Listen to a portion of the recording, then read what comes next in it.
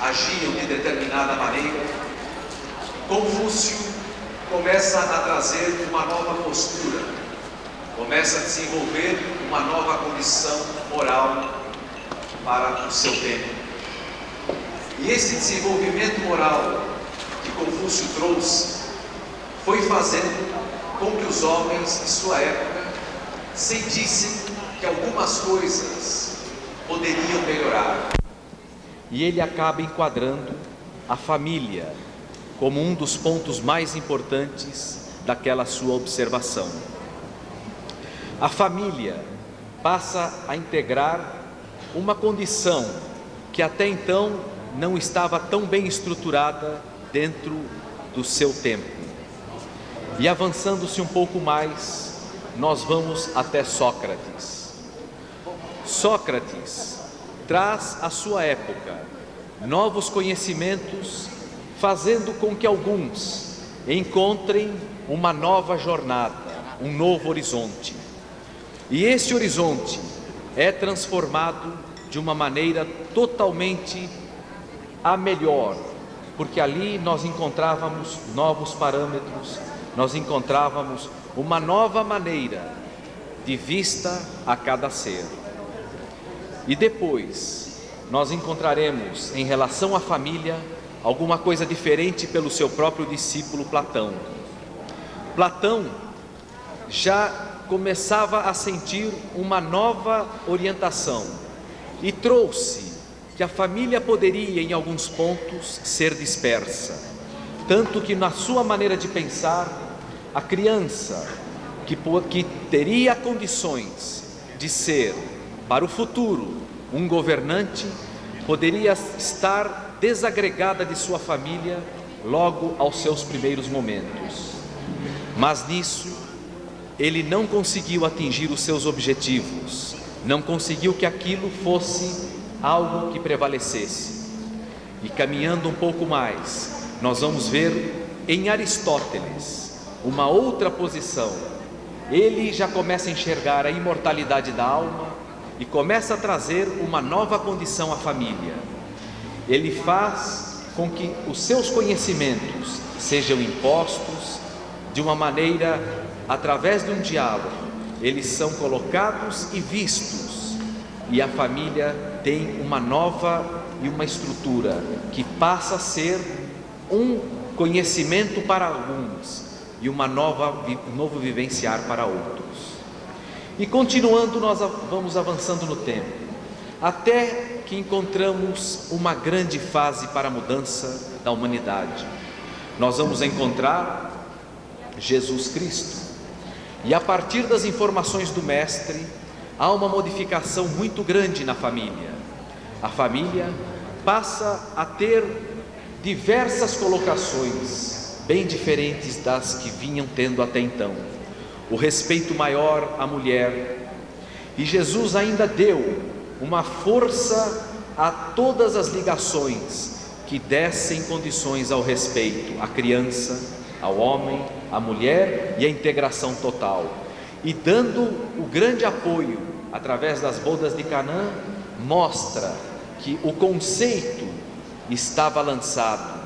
O mundo, através dos seus ensinamentos, estava entrando numa nova era. Mais adiante, nós encontraremos Agostinho.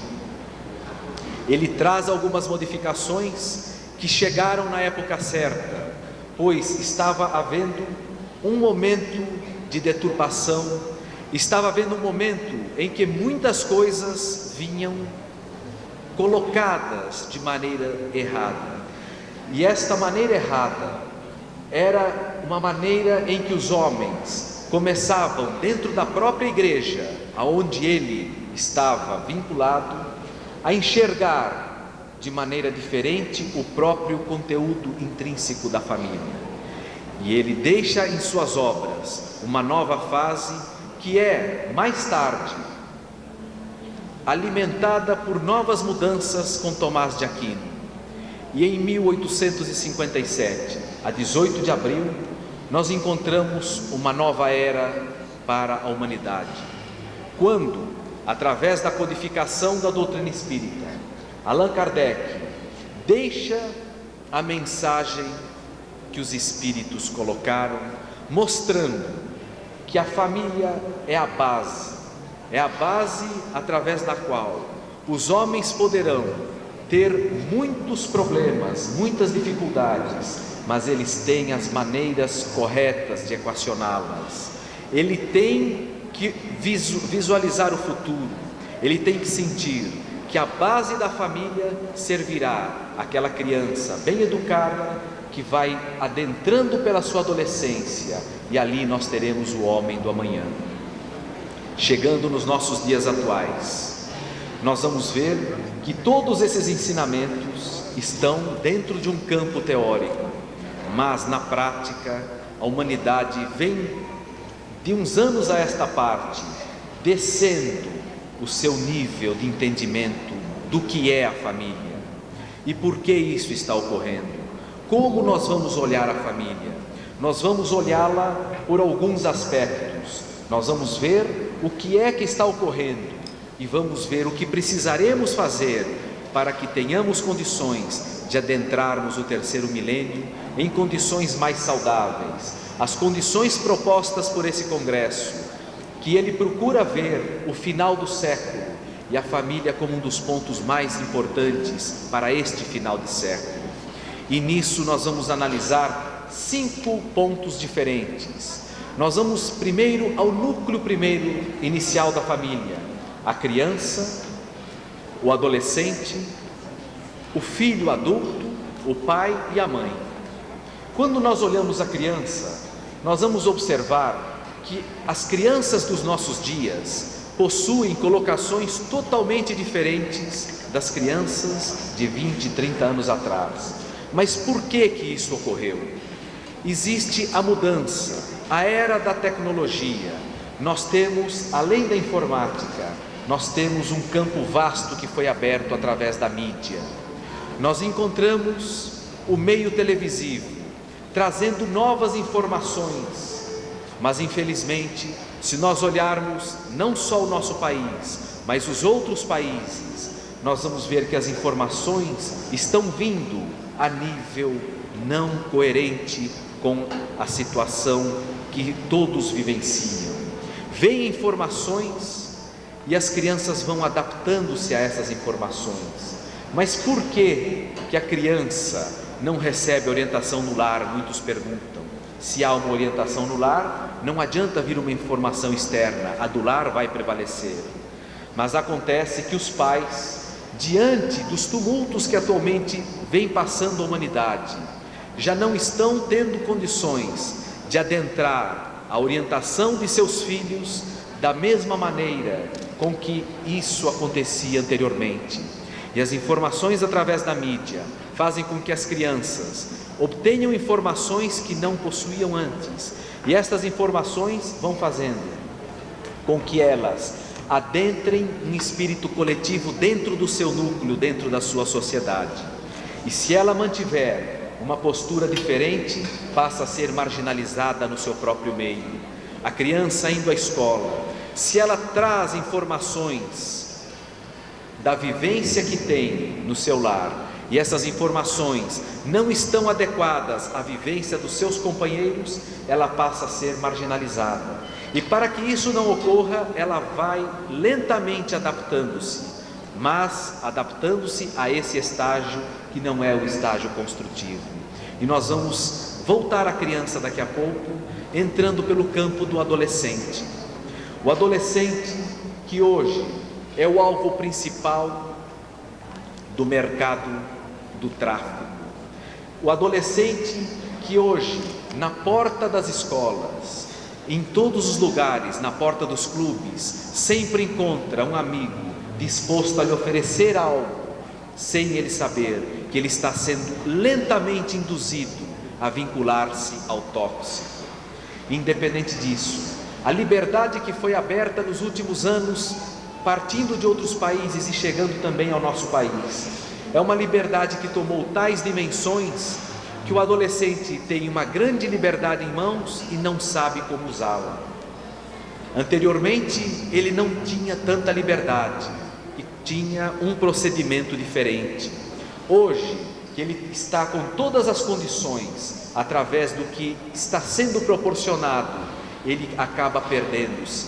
E nós vamos encontrar o jovem em estágio sempre de desequilíbrio. Não estamos generalizando, mas estamos mostrando o que vem ocorrendo dentro de um quadro geral.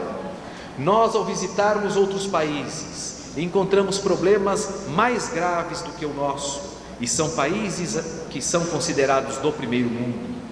São países onde as facilidades são maiores, mas onde as problemáticas com os jovens e com os adolescentes têm sido maiores também. Já não há mais aquela interligação, aquele respeito que deveria haver em relação aos pais.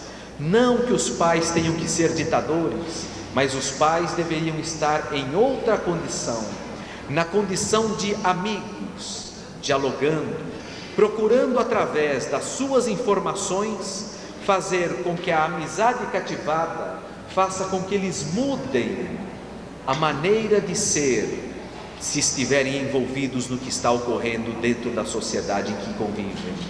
Mas isto não ocorre. Quantas e quantas vezes as informações vêm, eles escutam e quando saem, a primeira coisa que fazem é esquecê-las. Seus pais estão absolutamente obsoletos. Mais valor tem a palavra daquele que é seu amigo, que também está desorientado, do que a sua palavra, que estava com o conteúdo do lar. E os filhos, conforme vão atingindo a idade adulta, começam a perceber que muitas coisas acabam mudando-se, que as orientações que recebiam no lar e as orientações diferentes que vêm recebendo fora do lar estavam totalmente antagônicas, mas que a base e a estrutura do lar estava bem mais correta. Muitas vezes arrependem-se, mas muitas vezes já entraram em caminhos que quase não encontram as voltas. Hoje, os consultórios de psiquiatras e de psicólogos para adolescentes, em outros países e no nosso país, atingiu uma faixa muito maior de frequentadores. E por quê? Se o jovem recebe informação no seu lar, a informação fora do lar é outra, ele acaba não satisfazendo-se com o seu procedimento dentro de uma orientação e não acaba satisfazendo-se com a orientação que também teve fora. Ele acaba entrando num problema interno, ele acaba entrando em choque. Ele não sabe se aquele caminho não foi bom e se esse não foi bom, o que está acontecendo? Será que o problema sou eu? E a partir dali começa a entrar por campos absolutamente estranhos para o seu próprio relacionamento futuro. E quando nós adentrarmos a base do lar, nós vamos ver os pais. Os pais hoje mantêm um determinado relacionamento que às vezes parecem dois grandes estranhos convivendo no mesmo espaço físico. Alguns tendo um diálogo, outros em constante rusgas, em constantes desacatos, mas mantendo-se diante de uma sociedade, muitas vezes apenas de uma maneira proforma, uma verdadeira farsa. Mas isto é assimilado pelo jovem. A criança, quantas vezes, ao procurar os psicólogos, os adolescentes, logo é detetado porque ela vive num ambiente onde há uma falsidade absoluta. Ela vive num ambiente onde a aparência externa diante do mundo, no relacionamento dos seus pais, é uma. E dentro do seu lar, ele logo percebe que seus pais não mantêm nenhum diálogo. Ao contrário, o pouco diálogo que existe, ele acaba deturpando-se. E o que existe mais são discussões. E diante dos filhos, essas discussões não deveriam ocorrer. Mas com o passar dos tempos, vai acabando aquele respeito, vai deteriorando de uma tal maneira que não respeitam mais a presença dos filhos e de ninguém que por perto esteja. E o que ocorre com esses pais? Como eles chegaram a esse estágio? Houve uma fase onde ainda não eram casados, e naqueles encontros, quando conheciam-se, havia uma determinada maneira de relacionamento. Esse relacionamento acaba levando-os, muitas vezes, a contrariar posições de familiares. Quantas vezes um casal acaba indo contra as opiniões e as posturas de pais e de mães, navegando contra a correnteza, sabendo que tem que ter a sua personalidade própria, recebem orientações, são alertados, mas não conseguem enxergar, vencem as barreiras e acabam casando-se. A partir dali, passado essa fase inicial, eles acabam encontrando os pontos de desencontros. Se não houve aquela estabilidade anterior, se não houve aquele amor real que os uniu, essa estabilidade começa a aflorar-se dentro do casamento. E ela vai aflorando-se de uma maneira galopante a partir do primeiro estágio. O primeiro estágio é mais lento, mas depois desse estágio, nós temos visto que os casais partem imediatamente para os desencontros mais graves. E isto vai fazendo com que os filhos, dentro deste clima, acabem tomando determinadas posições absolutamente fora do normal. Começam a ir mal na sua escola, começam a ficar agressivos, começam a tratar mal a todos que vêm à frente, começam a responder, e os pais não entendem o porquê. Pelo contrário, eles acham que os filhos estão precisando de tratamento, que os filhos estão precisando às vezes de castigo, não percebendo que a base, a origem toda está no próprio convívio que eles estão tendo. Mas os casamentos muitas vezes têm outras conotações que os faz ferir aquela ética a qual os dois estavam vinculados, aquela ética e aquele relacionamento de amor que deveria existir até o final do tempo de cada um no nosso planeta. Quantas vezes algum desequilíbrio que haja no nível social, isto que é uma coisa tão pequena e tão simples, faz com que um não consiga adaptar-se ao outro, mas na época anterior não haviam visto isso, passaram a ver no momento do convívio, e este convívio passa a deteriorar-se, e um começa a jogar à frente do outro as suas qualidades, procurando menosprezar a qualidade do irmão, que nesse caso está vinculado a ele ou a ela com o casamento, e daí começam a destratar-se, até chegar um determinado momento em que o desnível tornou-se tão importante como se ele fosse algo que deveria prevalecer no relacionamento entre os homens. Mas não é só isso. Quantas e quantas vezes alguns casais encontraram-se de maneira de resgate na vida. Eles vieram a um resgate, eles vieram a uma prova, vieram a uma expiação. Tudo estava caminhando de uma maneira normal, dentro da jornada do seu encontro, mas a um determinado momento surge o que estava do passado a ser resgatado nessa vida. Aquele passado que já estava todo planejado para um futuro. Neste planejamento, este casal encontrou-se na espiritualidade, acertou, recebeu as orientações, vinculou-se à nova estada, a estada no planeta Terra, mas diante das próprias circunstâncias da vida, diante dos primeiros problemas, começam a vir à tona aqueles problemas do passado de uma maneira inconsciente. Eles não conseguem aperceber-se do que está ocorrendo, mas conseguem perceber que não tem mais tolerância para com o companheiro ou com a companheira. E a essa hora que nós estamos sentindo que a desestruturação dos lares está caminhando cada vez mais pela falta de tolerância, pela falta de caridade interior dentro do lar, pela própria fraternidade que deveria haver entre dois seres que vêm a este mundo para procurar ajustar-se e caminhar para as novas etapas. E esses casamentos podem ser vistos de maneiras diferentes. Existe o casamento por afinidade, que é onde dois seres estão prontos para tracejar uma nova etapa de vida, uma etapa construtiva. Quando aparece o problema, ele é rapidamente sanado, pois os dois estão dentro das condições evangélicas prontos a crescer. Existem os casamentos de provas. Quantas e quantas vezes as provas são o primeiro passo para o ajuste maior que esse casal deveria ter.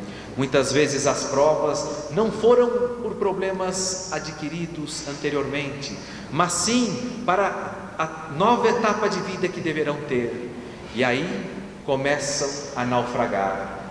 Diante da primeira prova mais dura, um começa a pressionar o outro, um começa a mostrar que as provas estão vindo advindas da culpa de outro. Quando os problemas no campo da matéria, quando as dificuldades materiais chegam, esta prova, ela está hoje caminhando muito, principalmente dentro do nosso país e de outros também. Quando ela chega, essas pessoas que estão dotadas da intolerância e que não estão preparadas para vencer esta primeira barreira, começam a acusar o companheiro, começam a mostrar que é através da negligência do companheiro ou da companheira que esses fatos vêm ocorrendo dentro do lar. E quando são expiações, condições bem mais difíceis, as expiações às vezes junto a filhos, e nisso nós ouvimos muito, porque o seu filho, e às vezes o marido também, porque a sua filha, como se um tivesse condições de ter esta qualidade, de tomar todas as condições possíveis no planeta para ter só o filho, e passa a jogar todos os problemas no seu irmão. Ali nós estamos notando o primeiro passo para o desequilíbrio, e esse desequilíbrio vem caminhando, e muitas vezes quando há quebra da própria faixa vibratória, nós entramos para estágios inclusive obsessivos. Independente de haver esses distratos, aí a espiritualidade inferior aproveita o desequilíbrio do lar e adentra o lar, encontrando as portas abertas. Já são duas fontes, a fonte do próprio casal, somada à fonte da espiritualidade inferior que achou as portas abertas. E os casamentos de resgate, nós vamos encontrar quantos e quantos irmãos voltados a um resgate mais difícil, e quando já mais preparados, quando encontram as explicações do porquê de determinadas problemáticas que estão passando nesta vida, nós vemos que muitos encontram forças grandiosas que os levam a vencer essas barreiras. Mas, pelo que se observa pela grande maioria, esses obstáculos que surgem nos resgates têm desestruturado demais os homens, têm feito com que eles, por muito pouco, não só desestruturem-se, mas façam com que todos que estão ao seu redor entrem nesta faixa negativa. São os filhos, são os irmãos, são os pais, enfim, há um envolvimento coletivo, e aí nós já estamos adentrando a família um pouco além daquele seu núcleo inicial. Nós estamos passando a convivência daqueles entes que vieram de uma família unidos a uma outra família. Nós trazemos muitos vícios da nossa vida de solteiro. Os homens trazem os seus, as mulheres também trazem os seus. E esta adaptação é uma adaptação que tem que ser feita com muita prudência. Quantas vezes nós somos testados, colocados em determinadas provas, que não gostamos, as provas em relação a este relacionamento. Quantas vezes são aqueles parentes mais próximos e não é estritamente o problema do casal, mas sim é o sogro, é a sogra, é o irmão, é o cunhado, é a cunhada. Eles passam a ser grandes testes e passam a ser pontos de verdadeiras desestruturações. Eles passam a ser aquele pequeno ariete que, lançado, vai atingir exatamente aquele dos dois companheiros que não estava preparado para este momento de resgate. Quantas vezes somos colocados junto a uma família para resgatarmos não com o nosso companheiro, mas com as pessoas que são os seus familiares mais próximos. E a esse momento que a família tem que começar a pensar do porquê de determinadas coisas e como nós vamos fazer, como nós vamos procurar a melhora. Estamos adentrando o final do século, estamos vendo que este final de século está trazendo muitas problemáticas que eram inesperadas, as guerras avançando de uma maneira desigual em diversos lugares, elas vêm avançando, trazendo a infelicidade de alguns, mas também desestruturando lares que perdem seus filhos. Nós vamos olhando para o outro lado, os desencarnes através das agressões, as agressões gratuitas que estão ocorrendo em tantas e tantas partes, e estas agressões fazem com que os homens passem a ter a sua autodefesa, só que a autodefesa é agressividade também. O homem está preparado a olhar o seu semelhante sempre com os olhos de quem está olhando um agressor. Nós, se estivermos caminhando pelas ruas e alguém procura nos abordar, de imediato já estamos preparados para o pior, estamos preparados para uma agressão, para um assalto, e isto não é em nosso país, isso nós vamos encontrando em múltiplos países. E como nós vamos minimizar isso? Como nós vamos reestruturar a família, que é a base para a reestruturação do homem para a entrada do terceiro milênio? Inicialmente nós vamos voltar à criança, a criança que deve ter a liberdade atualizada, ela deve estar voltada para o nosso campo educacional da atualidade, mas ela também tem que sentir que o rigor dos pais muitas vezes é em seu próprio benefício. Ela pode não ter o discernimento para tal, mas ela tem que ter a mão forte atrás. Nós temos que ser amorosos, nós temos que ser fraternos com os pequeninos colocados em nosso lar, mas temos também que ter a prudência de não deixá-los caminhar de maneira desorientada, não deixá-los totalmente à vontade, porque eles, pela própria inocência, vão entrar em caminhos que depois não terão mais voltas. E quando eles vão atingindo a idade da adolescência, que soluções nós teríamos a dar? O que nós deveríamos fazer? Como nós deveríamos agir? Nós deveríamos sentir que o adolescente tem os problemas de duas vertentes, a vertente externa e a vertente interna do lar. E dependendo do adolescente, uma terceira, que seria uma religiosa, quando os seus pais não adentraram os campos religiosos na sua educação, e ele, por uma livre condição, foi procurá-la. Ele tem 3 informações diferentes: aquela do lar, aquela de um segmento religioso e a outra que é que ele encontra nas ruas. E a esse momento ele acaba ficando totalmente desorientado. E quantas orientações recebe de maneira errônea fora? Quantas pessoas procuram conduzir o adolescente para que ele seja mais uma das tantas pessoas desorientadas para o nosso mundo, desorientadas pelas más informações? E aí vai a obrigação dos pais e dos adultos que têm adolescentes próximos a si.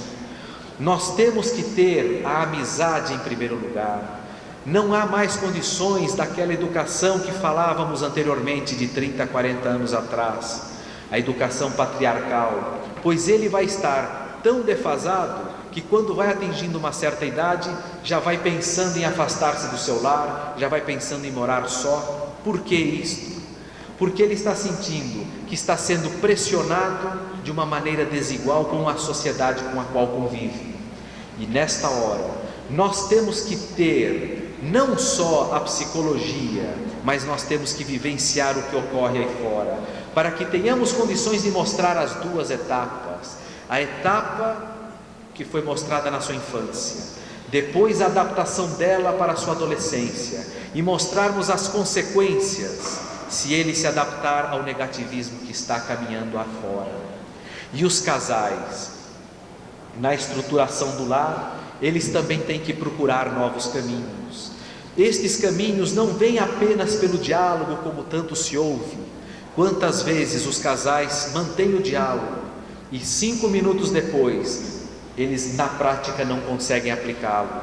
Então a prática mostra que as pessoas têm as boas intenções, mas não conseguem chegar a elas se não for pela própria perseverança. E isto a própria doutrina espírita nos mostra, que nas horas mais difíceis são as horas em que nós deveremos ter a tolerância, nós deveremos muitas vezes calar. Quantos casais conseguem uma sobrevivência linda, conseguem conviver bem, pois quando um nota que o outro está perdendo aquele momento maior do seu equilíbrio, ele apenas assimila. Ele sabe que há um outro momento mais adiante que poderá mostrar que esta defasagem daquele equilíbrio, se ele entrasse no mesmo ciclo, eles estariam naquele momento discutindo. E isso deve ocorrer também ao inverso. Quando muitos estão voltados para as problemáticas da matéria, eles esquecem que o amor dentro do lar é a base número 1 para a convivência da própria vida, não só do casal, mas do casal em função da grande família, que é a família universal. E nisso ele estará ligando as crianças. Ligando as crianças, ele estará dando a base para o adolescente. Mas os casais, quando começam a desencontrar-se, eles têm algumas alternativas das quais nós mencionaremos. Alguns procuram orientar-se com amigos e com amigas. Boas informações recebem, mas quantas vezes notamos a desestrutura de lar através de informação assim? Se não está dando mais, você deve afastar-se. Se você está sendo pressionado ou pressionada, procure tomar um outro rumo em sua vida. Procure um outro companheiro ou companheira que vá dar-lhe estas condições. Estes são aqueles que vêm para colocar as ideias errôneas, e aquela pessoa que já vem desestruturada dentro do seu lar, acaba tendo ali a afirmação que estava esperando, para tomar determinada atitude que vai levá-lo ao desencontro futuro. E isto vem ocorrendo muito nos casos em que são analisadas as separações dos casais. Outros vão procurar segmentos religiosos. Nós sabemos que os segmentos religiosos, quando vão ao caminho do bem, sempre procuram mostrar ao casal que as horas difíceis existem, mas que eles devem procurar o momento certo para que o reencontro vincule-os de uma tal maneira que eles passem por esses momentos, esquecendo-os e não guardando aquela mágoa que muitos ainda guardam. Outros vão procurar orientações com os seus pais, aqueles que ainda têm os pais encarnados. E nesta hora, a orientação, se os pais tiverem bastante equilíbrio, ela é a melhor possível. Mas se nós estivermos diante de pais que sempre acham que seus filhos é que estão certos, eles vão, sem perceber, conduzir para o desencontro final entre os dois. E isso vai trazer o desencontro da família. Quantos jovens que, tendo essa desestrutura dentro dos seus lares, passam a ter uma vida errônea, e dentro desta vida errônea eles vão desencontrando-se no seu eu interior, e a própria vida vai levá-los muitas vezes ao desencontro até o seu desencargo. Quantas pessoas atingindo a faixa mais madura, 30 anos, 40 anos, não conseguem ajustar-se, pois não tiveram aquela base na sua infância, não conseguiram a base na adolescência, e quando adultos, no primeiro grande desencontro que houve, não encontraram aquela força interior para partir para a jornada da reconciliação. Não conseguiram adquirir aquela força interior que os fizesse, dentro do nosso próprio mundo, dentro de todas as vertentes negativas, mas os fizesse ter aquela estrutura para suportar os momentos mais difíceis e estar com aquele amor não sempre ferido, mas o amor sempre pronto a esbanjar ao companheiro que está passando pelo momento mais difícil. E nisso nós vamos deixando alguns pontos importantes para que os casais, vinculados a crianças, vinculados a filhos adultos, sintam que é através da perseverança dos momentos difíceis, através da perseverança para vencer as barreiras, um dos pontos mais importantes. E a harmonia. O que é a harmonia no lar? A harmonia no lar será que é chegar ao seu lar, ligar um aparelho de televisão e pedir o silêncio absoluto na casa. Nesse momento não quero ouvir ninguém falar, estou vendo o meu programa predileto. Ou será que a harmonia é o pai chegar, abrir o seu jornal e falar: enquanto eu estiver lendo o jornal, ninguém deve conversar comigo? A harmonia é exatamente o inverso. É o momento em que cada um vai procurar trazer o maior do seu interior para o seu convívio com aqueles que estão mais próximos. Vai trazer, mas vai trazer o que, se muitas vezes ele não tem nada a dar? Quem disse que ninguém tem nada a dar? Quando um companheiro fala isso ao outro, ele não está encontrando a parte boa, ele apenas está olhando para os momentos negativos. Mas se quando nós chegarmos e que estivermos assistindo ao nosso programa predileto, a nossa companheira ou companheiro nos procurar, a primeira coisa a fazer, ele é mais importante, porque ele está ligado a nós para o crescimento espiritual, e aquele programa, ele vai terminar daqui a pouco e nada trará para a nossa construção interior. Mesmo que seja um programa educativo, a base da família é muito mais importante.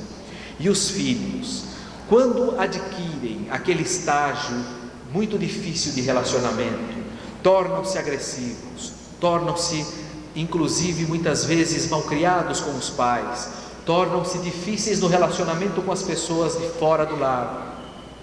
Esses filhos têm que ser vistos como seres que estão procurando naquele local a sua reestruturação. Eles estão procurando naquele lar a maneira de conseguir corrigir a esta agressividade que muitas vezes já trouxeram de vidas passadas, e estes pais perdem essas grandes oportunidades. Quantas vezes esses pais têm em suas mãos 2 pérolas, 1, 3, 4, e não conseguem nem olhá-las de maneira adequada, não conseguem ter a sutileza de ver que através da criação, através da educação daquela criança, mas através daquela harmonia que falávamos, esta harmonia que vai trazendo dentro daquele lar múltiplos para lares do futuro, múltiplos para lares harmônicos, lares aonde cada um sentirá que ali há um pensamento cristão, ali há os momentos de reconciliação da família. E todos que têm esse tipo de lar não são pessoas que agridem os seus semelhantes nas condições externas, porque eles sabem que o lar não está apenas restrito àquele pequeno espaço do seu convívio. Ele sabe que a família não é apenas aqueles que estão voltados dentro do seu lar. Aquela é, como dissemos anteriormente, a família primária, é o núcleo primeiro, mas dali aqueles companheiros no seu trabalho material são a continuidade da sua família. Nos seus trabalhos espirituais, os seus companheiros são a continuidade da sua família, até o momento que ele abre o horizonte, olha a humanidade como um todo, e ao olhar a humanidade como um todo, ele para pensar: se há um só Pai, todos somos irmãos. Se todos somos irmãos, a humanidade toda é a minha grande família. E é nesta hora que a reestruturação do homem começa a vir. Ele passa a pensar de maneira diferente, ele passa a ser aquela pessoa que é observada muito pelos outros.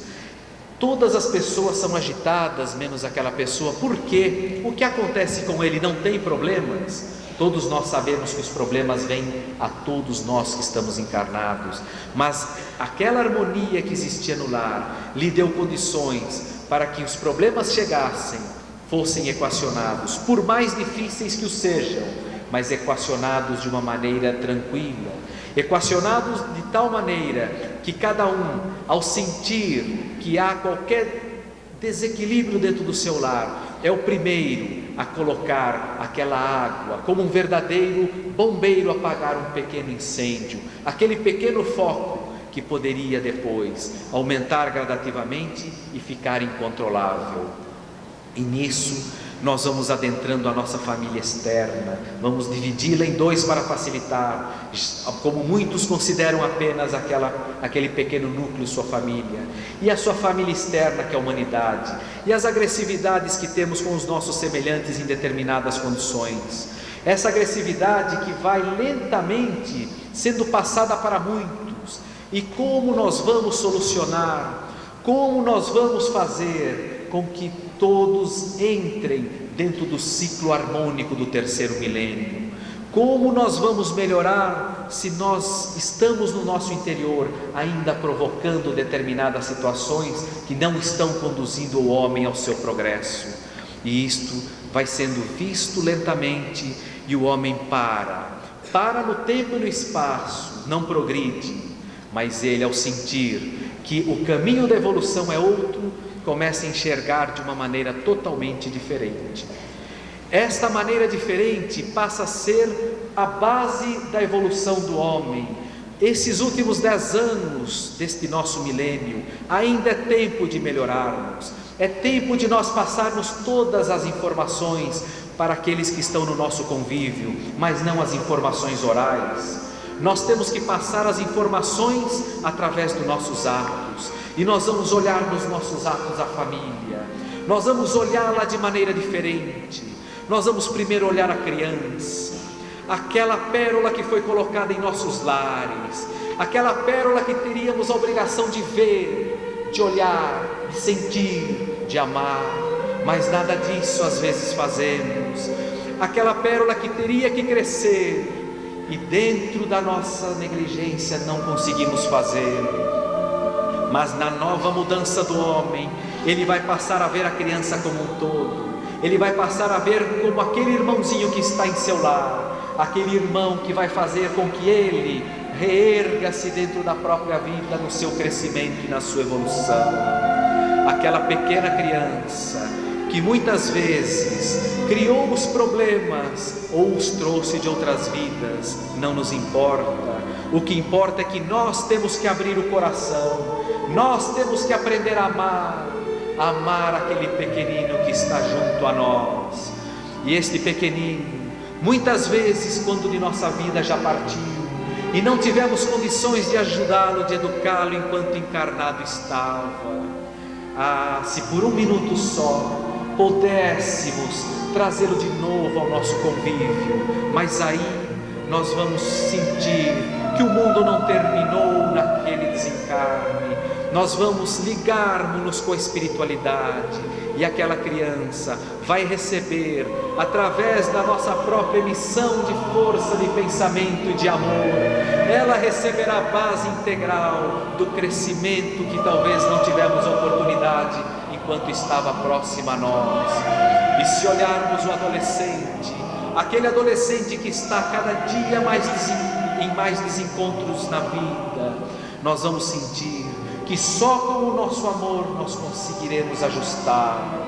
E para ajustá-lo, nós temos que abrir os braços, nós temos que abrir o coração, nós temos que ser aqueles aos quais eles vieram a pedir a paz, a pedir o amor, a pedir a sua fase nova de crescer. Mas se assim não o fizermos, estaremos nesse momento engrenando por uma jornada totalmente defasada, estaremos perdendo a chance que Deus nos deu através da própria vida e desse que estava junto a nós. E se olharmos um pouco mais longe o convívio do lar, nós vamos enxergar a mãezinha querida, aquela que nos momentos mais difíceis está sempre pronta a ajustar-se com seus pequeninos, ela que passou noites e noites acordada ao lado da cama quando aquele pequenino estava doente, ela que tinha tanto amor e vê-se muitas vezes desorientada, sente que há ingratidão, mas o seu coração a tudo perdoa. Ela sente que algo está errado, ela fez tanto por aquela criança, por aquele adolescente, por aquele adulto, e não tem a recíproca, mas o coração está aberto. Não tem que haver recíproca. Nós temos que amar pelo prazer de amar, nós temos que querer bem pelo prazer de querer bem, nós temos que sentir o nosso eu interior pronto a doar sem pedir reciprocidade. E esta mãezinha que tanto fez, quantas vezes, quando ela nos falta, aí é que nós vamos sentir Quanta ingratidão muitas vezes fizemos a ela, quantas palavras duras e difíceis, mas agora está mais longe, agora do outro lado da vida. Será que ela vai nos encontrar? Será que ela está apta, está em condições de nos perdoar? Que fosse por um segundo só que ela pudesse voltar para pedirmos desculpas por não termos entendido as suas colocações em vida. Na vida que tanto ela nos deu, nós não conseguimos retribuir nem um quinhãozinho sequer, mas não importa. Ela do outro lado da vida está pronta a nos perdoar, pois ela sabe que nós fazemos parte integrante da melhora, da reestruturação do nosso mundo, e para isso, do outro lado, ela estará nos perdoando. Aquele paizinho querido que também um dia partiu, quantas e quantas noites de sono perdeu, quantas oportunidades nós tivemos para ajustarmos-nos a ele, mas sempre fomos mais duros. Talvez a imaturidade, talvez aquela fase de vida em que nós tínhamos tanto a dar, a juventude, a paz interior, mas não conseguíamos, não tivemos uma palavra de amor. Hoje quanta falta nos faz aquele pai sempre pronto a dar uma palavra amiga, sempre pronto a nos trazer o que há de mais puro, de mais sublime, sempre procurando nos orientar para que não tenhamos o tropeço do amanhã. Será que ele do outro lado da vida está neste momento satisfeito em ver o nosso quadro? Jamais. Teremos a oportunidade de um dia, quando voltarmos a confabular com ele, a ver que também está sentindo que nós estamos solicitando este perdão. E adentrando aos mais velhos, aqueles que hoje são os avós, quantos são desprezados nos lares, aqueles que tanto fizeram na sua infância, na sua juventude, quando eram pais, quando passaram a avós, e hoje muitas vezes relegado à parte mais difícil da casa, muitas vezes colocados em trabalhos difíceis dentro do próprio lar. Por que isto? Porque nós não estamos às vezes preparados para respeitar o que há de mais nobre, que é vivenciar com a velhice. Todos nós um dia chegaremos a esta velhice, chegaremos e teremos condições de enxergar e de entender que muitos erram, mas nós temos condições de perdoar se aqueles que estiverem junto a nós não estiverem respeitando a velhice. Nós estaremos prontos e aptos a isso, estaremos com o coração aberto para todas as oportunidades que venham e que cheguem ao nosso redor, mas vamos também mostrar que o respeito àquele que hoje está como ancião é uma base importante da nossa vida.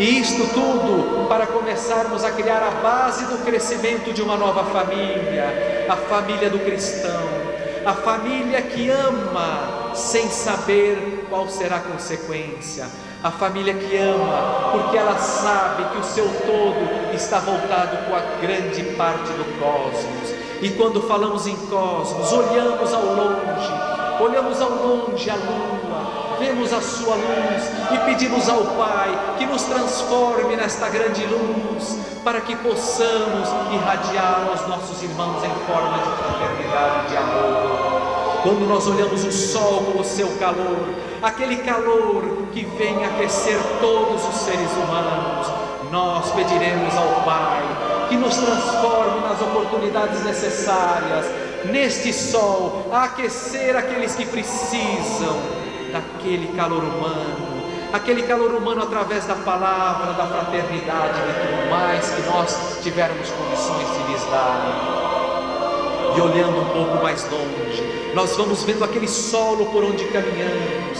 aquele solo em que o Criador deixou a condição forte para caminharmos em solos aonde a confiança está sempre pronta para nos atender nessa caminhada.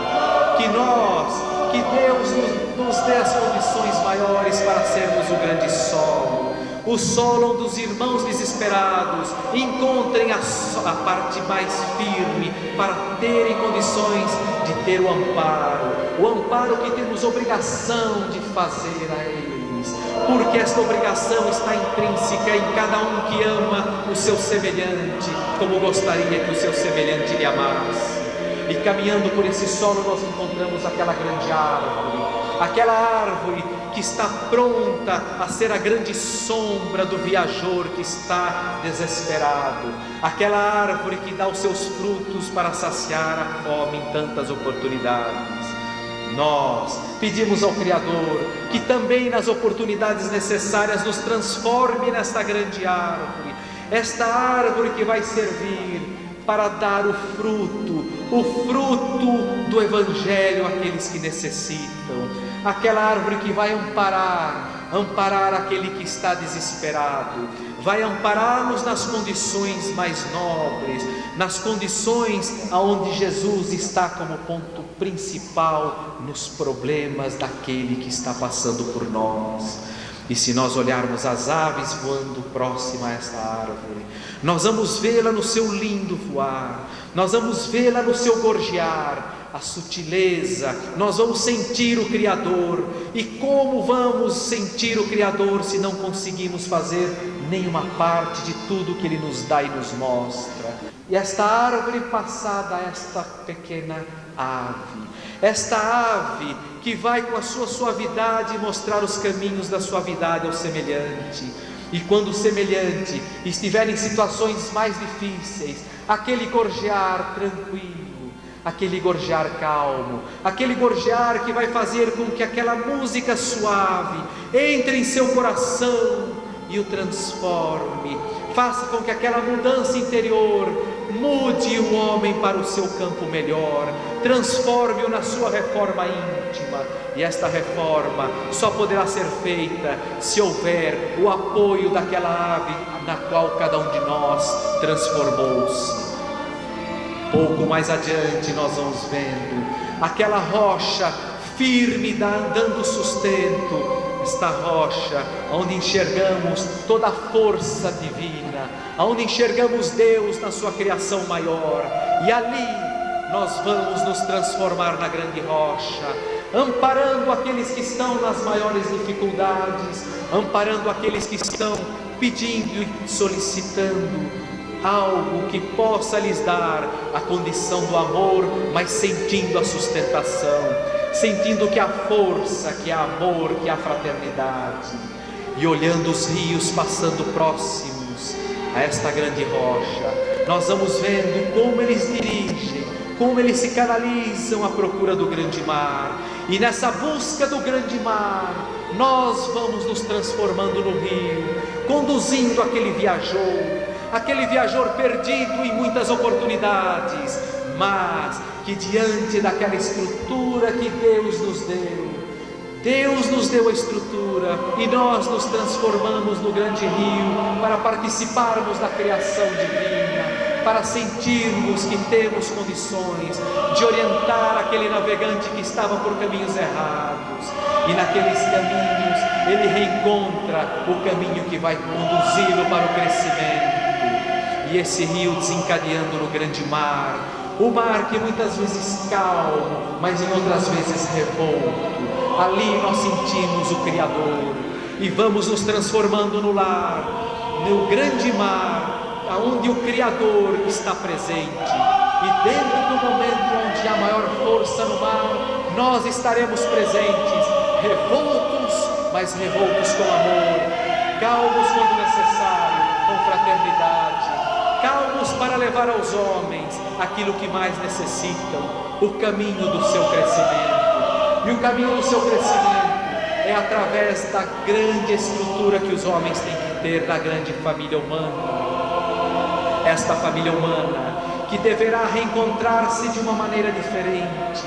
Nós somos parte integrante, e esta parte integrante tem que movimentar-se, ela tem que agir, ela tem que aproveitar a última década do século, conforme vimos na temática deste congresso, a grande oportunidade.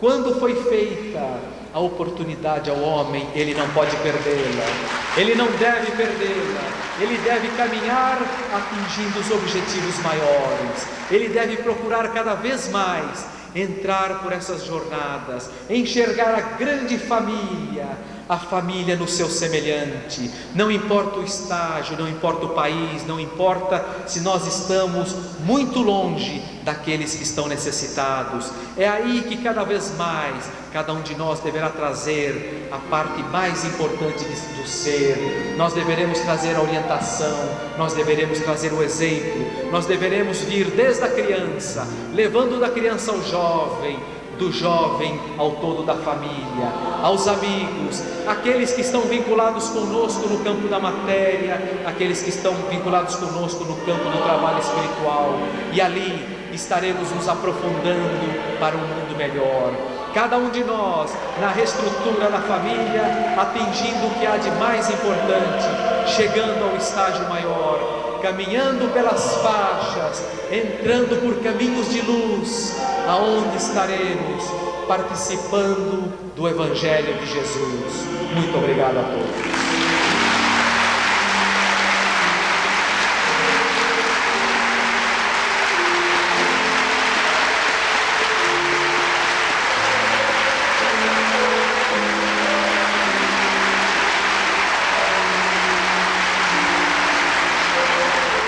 O nosso orador, que acabou de proferir a sua palestra e que deixou-nos bastante sensibilizados, trata-se do nosso querido companheiro e amigo, Dr. Caio Athanásios Petro Salama. Ele é presidente do Conselho Deliberativo da Federação Espírita do Estado de São Paulo e é também diretor do Departamento de Expansão Doutrinária da Federação Espírita do Estado de São Paulo. Na sua vida profissional, ele é economista e engenheiro, e é presidente também de uma organização assistencial denominada Pão Nosso de Cada Dia, que destina milhares de pãezinhos todos os dias para asilos, creches, orfanatos, tudo gratuitamente, independente da religião que professe estas obras assistenciais. Se o nosso congresso foi um êxito, e achamos que o foi, toda a sua organização, toda a sua estrutura, nós a devemos a este grande batalhador da doutrina espírita, que é o nosso querido Dr. Caio Athanásios Petro Salama.